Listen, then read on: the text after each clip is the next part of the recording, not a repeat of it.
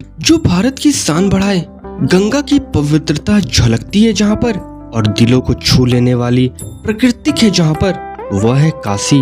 अनेक रहस्यों से परिपूर्ण है जो, वह है काशी। जिसकी गली गली में संतों का फेरा होता है, वह है काशी। यह उत्तर प्रदेश राज्य है जहाँ पर सनातन धर्म के 33 कोटि देवी देवताओं का वास है। तो आइए आज हम जानते हैं काशी के इतिहास से जुड़ी कई महत्वपूर्ण बातों को। काशी का नाम काशी इसलिए है क्योंकि इसे भगवान शिव जी ने अपने त्रिशूल पर धारण किया है। हिंदू पौराणिक कथाओं के अनुसार जब भी विश्व में कोई संकट आता है तो भगवान भोलेनाथ काशी को अपने त्रिशूल पर धारण कर लेते हैं तथा आपदा टल जाने के बाद इसे पुनः अपने स्थान पर स्थापित कर देते हैं।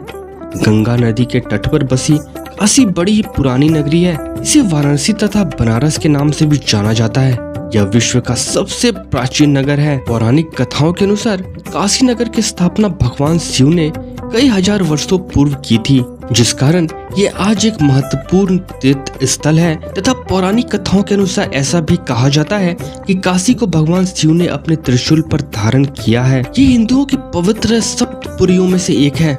स्कंद पुराण, रामायण एवं महाभारत सहित प्राचीनतम ऋग्वेद में नगर का उल्लेख हमें मिलता है।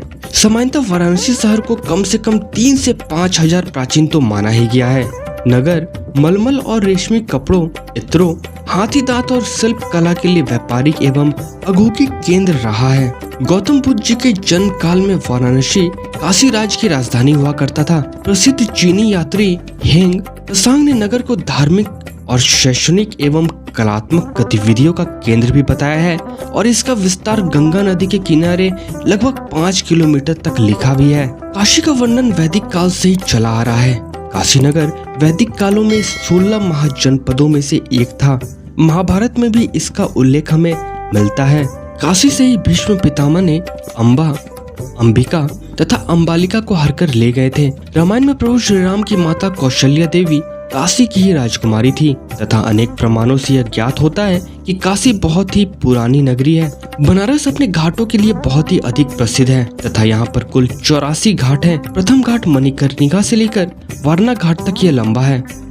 यहीं पर बाबा विश्वनाथ का दरबार है। काशी में विश्व प्रसिद्ध विश्वविद्यालय स्थापित है जिसे बनारस हिंदू विश्वविद्यालय के नाम से जाना जाता है। जितनी बार भी बनारस के रहस्यों को समझने की कोशिश की गई है उतना ही और रहस्य सामने उभर कर आता रहा है। बनारस के घाटों में सबसे प्रसिद्ध घाट मणिकर्णिका घाट, ललिता घाट, ऋषि घाट, तुलसी घाट, हरिश्चंद्र घाट तथा इत्यादि हैं।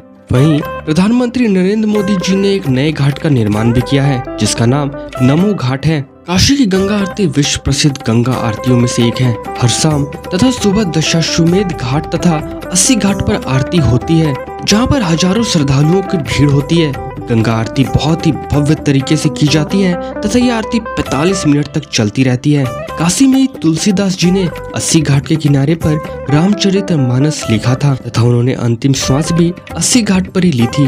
तुलसीदास जी को हनुमान जी ने स्वप्न में दर्शन दिया था जिसकी वजह से बनारस में संकट मोचन मंदिर स्थापित है। यहाँ पर एक मानस मंदिर है जिसके पत्थरों पर रामचरितमानस पूरी लिखी गई है। इस मंदिर में ही श्री कृष्ण की समस्त लीलाओं का एक बहुत ही सुंदर दृश्य भी दिखाई देता है। यहाँ पर प्रत्येक वर्ष दिवाली के बाद देव दिवाली मनाई जाती है जो कि देवता स्वयं काशी में आकर मनाते हैं।